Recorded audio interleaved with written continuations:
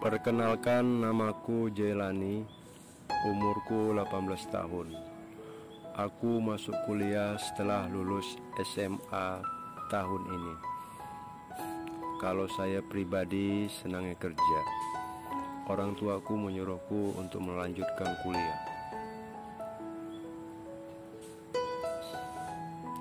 Padahal kami orang tak mampu. Sebenarnya aku tidak ingin kuliah. Aku takut membebani orang tuaku, tapi mereka punya tekad yang kuat demi anaknya agar menjadi orang. Mereka akan berusaha dengan segala cara untuk membiayai aku kuliah. Dari situ aku bertekad untuk rajin belajar agar bisa sukses dan membanggakan kedua orang tuaku nanti di masa tua mereka. Tak terasa aku pun terlelap tidur malam itu, dan tahu-tahu sudah pagi. Aku dibangunkan ibuku untuk segera bangun dan sholat. Aku langsung bergegas bangun dari tempat tidurku. Aku langsung menuju kamar mandi. Setelah selesai mandi, aku sholat dan sarapan. Setelah selesai sarapan, aku bergegas naik motor berangkat ke kampus. Aku takut terlambat, karena ini pertama kali aku masuk. Jarak kampus dengan rumahku 2 jam perjalanan. Karena rumahku dengan kampus beda kota, aku naik motor ke kampus agar bisa pulang setiap harinya. Tanpa terasa sudah 14 hari aku kuliah. Badanku terasa capek dan aku merasa tidak kuat kalau aku ke kampus harus naik motor setiap harinya. Sehingga akhirnya orang tuaku menyuruh aku untuk mencari kos-kosan agar aku tidak capek dan jatuh sakit. Aku setuju dengan orang tuaku. Aku pun nyari tempat kos yang tidak jauh dari kampusku, dan setelah mencari kesana kemari, aku mendapatkan kos-kosan itu.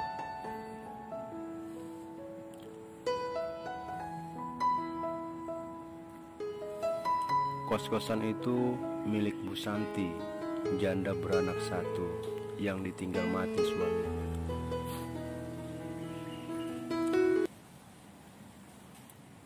Satu dua hari aku ngekos di situ.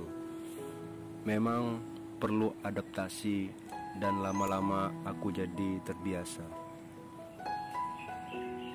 Teman-teman juga baik denganku. Bu Santi sendiri juga tinggal tak jauh dari tempat kos-kosan itu. Masih satu pekarangan. Dia tinggal berdua dengan anaknya yang masih kecil, umur 5 tahun.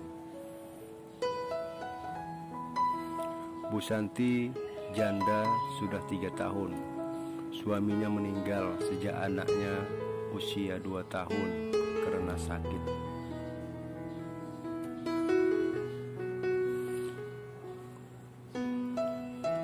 Bu Santi orangnya cantik sekali. Orang mengira dia masih gadis dengan wajahnya yang ayu. Rambut panjang hampir sampai tipis dengan tahi lalat di bawah mata kirinya. Teman-teman ngekos di situ sering menggoda Bu Santi, tapi dia tidak ditanggapin. Aku juga sering lirik-lirik dengan Bu Santi, tapi aku tidak berani apa-apa karena anak baru di situ. Suatu hari aku tak masuk ke kampus sementara anak-anak yang lain pada masuk. Aku lagi sendiri di kamarku. Tahu-tahu ada yang mengetuk pintu kamarku. Aku kaget. Setelah aku buka pintunya, ternyata datang. Dia minta tolong gantiin lampu kamarnya yang sudah mati. Tanpa pikir panjang, aku segera ke tempat Bu Yanti dan aku masuk kamarnya. Harumnya ucapku. Dalam hati aku pun mengganti lampu yang mati. Setelah itu aku tidak langsung balik ke kamar. Aku diajak ngobrol-ngobrol sama Bu Yanti di ruang tamu. Kita pun ngobrol tentang banyak hal.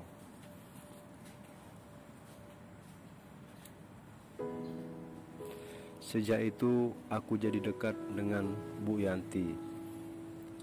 Setiap hari kita juga WA agar anak-anak yang lain tidak curiga. Aku merasa ada getaran cinta di hatiku. Aku pun beranikan diri untuk mengungkapkan isi hatiku dengan Bu Santi. Tanpa diduga juga,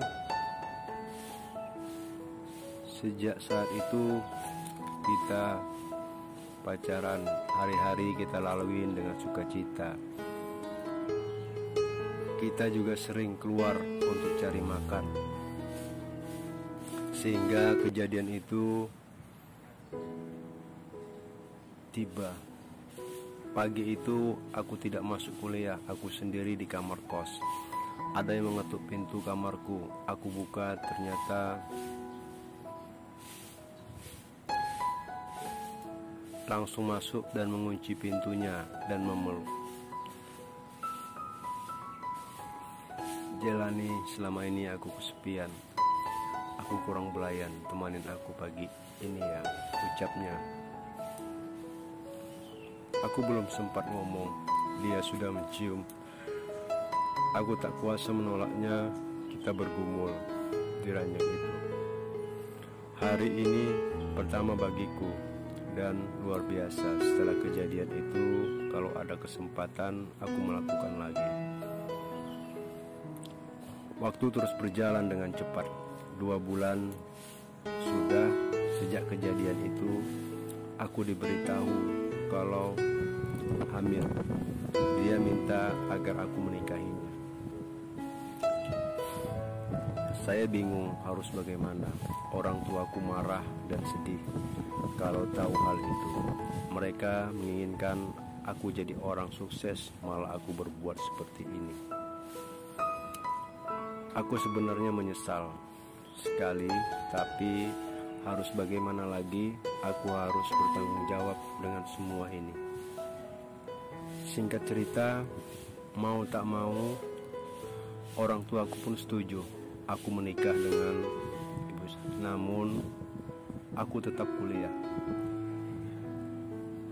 Maka pernikahan itu pun berlangsung, disaksikan oleh pihak keluarga saya dan pihak keluarga.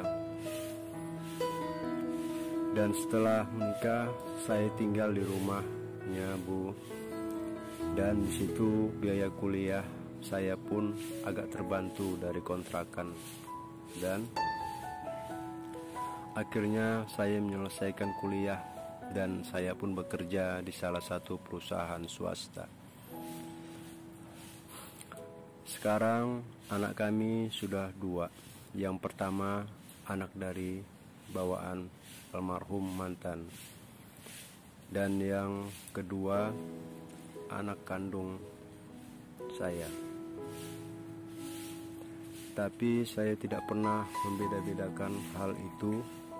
Saya menganggap anak tiri bagai anak kandung saya sendiri, dan saya merasa ikhlas menjadi tulang punggung mereka. Santi pun ikhlas kalau saya menjadi suaminya, dan sekarang sudah memanggil saya dengan sebutan Mas. Terkadang dia memanggil saya Papa, katanya agar anak-anak ikutan memanggil saya Papa juga.